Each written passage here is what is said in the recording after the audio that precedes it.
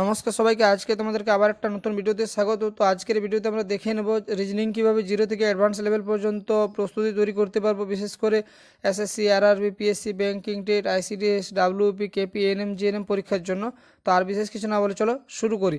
এখানে আমি 90 দিনের একটা রোড ম্যাপ রেখেছি রিজনিং খুব ভালোভাবে প্রস্তুতি তৈরি করার জন্য। তো ফেজ 1-এ যেখানে ডে 1 to 15 পর্যন্ত বিল্ড ইউর বেসিক্স, মোটামুটি এই সময়ের মধ্যে আমরা টপিকের যে কনসেপ্টগুলো সেগুলো খুব ভালোভাবে বুঝবো এবং শর্টকাট শেখার আগে আর কি বেসিক লজিকগুলো খুব ভালোভাবে পরিষ্কার করে নিতে হবে।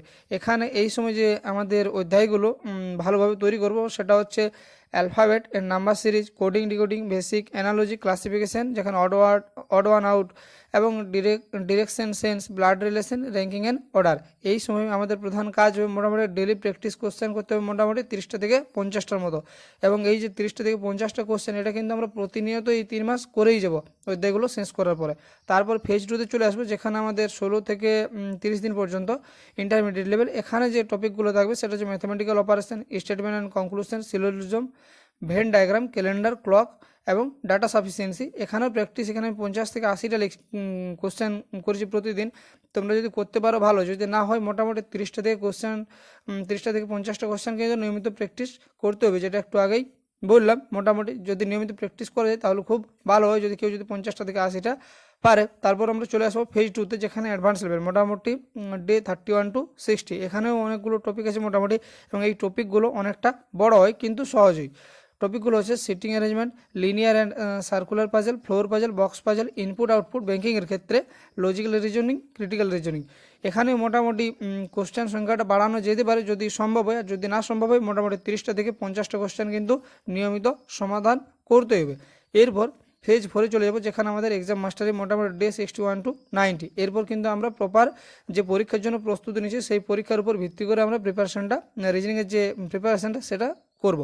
মোটামুটি এখানে সবথেকে প্রধান কাজ হবে যে পরীক্ষার জন্য প্রিপারেশন নিচ্ছি সেই পরীক্ষার যে 10 বছরের রিজনিং কোশ্চেনগুলো এসেছে সেই কোশ্চেনগুলোকে সমাধান করা, অর্থাৎ PYQ যেগুলো 10 বছর মোটামুটি যদি 2026-এ পরীক্ষা দিই, 2016 থেকে 26 পর্যন্ত পরীক্ষায় যে কোশ্চেনগুলো এসেছে সেগুলো খুব ভালোভাবে করা। এবং এখানে মক টেস্ট দেওয়া কিন্তু খুব সেকশনাল টেস্টগুলোও দেওয়া যেতে পারে এবং ফুল মক টেস্টও দেওয়া যেতে পারে।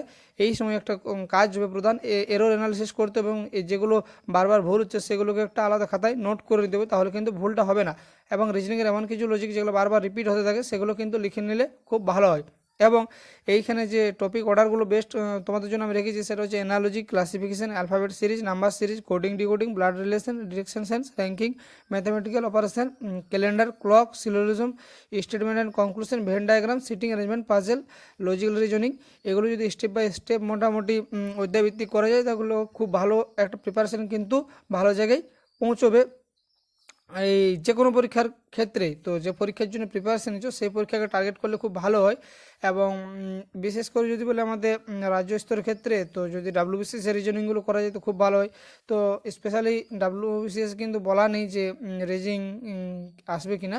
এখানে যদি ডেলি স্টাডি প্ল্যান তোমাদের জন্য বলি, তো 2 থেকে 3 ঘন্টা 30 মিনিট কনসেপ্ট শেখার জন্য, 60 মিনিট যে সলভ প্র্যাকটিস কোশ্চেনগুলোর জন্য, 30 মিনিট প্রিভিয়াস ইয়ার কোশ্চেনের জন্য, এবং 30 মিনিট রিভিশন, এবং সেই যেগুলো বারবার ভুল হচ্ছে সেগুলো কিন্তু খাতায় নোট করার জন্য। এখানে তোমাদের জন্য স্ট্র্যাটেজিটা লিখেছি, তোমরা একবার দেখে নিতে পারো বা স্ক্রিনশট করে নিতে পারো, এটা আর বিশেষ কিছু আমি বলছি না। এই 90 দিনের মধ্যে আমাদের টার্গেট হবে যত রিজনিংগুলো কমপ্লিট, অল রিজনিং টপিক্স যতগুলো অধ্যায় দেখবে সবগুলো শেষ করা, এবং মোটামুটি 5000 থেকে 8000 কোশ্চেন কিন্তু সমাধান করা। এবং মোটামুটি ফুল মক টেস্টের কথা যদি বলি, মোটামুটি এখানে 30টা থেকে 50টা ফুল মক টেস্ট কমপ্লিট করতে হবে যে পরীক্ষার জন্য প্রস্তুতি নিচ্ছি সেই পরীক্ষার। তো আর বিশেষ কিছু বলছি না, ভিডিওটা এতদূর পর্যন্তই। তোমাদের যদি ভিডিওটি ভালো লাগে তো অবশ্যই একটা লাইক, একটা কমেন্ট, একটা শেয়ার অবশ্যই করে দেবে, এবং সবচেয়ে অবশ্যই চ্যানেলটিকে সাবস্ক্রাইব করে নেবে এই ধরনের ভিডিও পাওয়ার জন্য। এবং নিয়মিত কিন্তু আমি এই ধরনের ভিডিও এই চ্যানেলে আপলোড করে থাকি। যদি তোমাদের ভালো লেগেছে তো অবশ্যই কমেন্ট সেকশনে জানাও কিন্তু।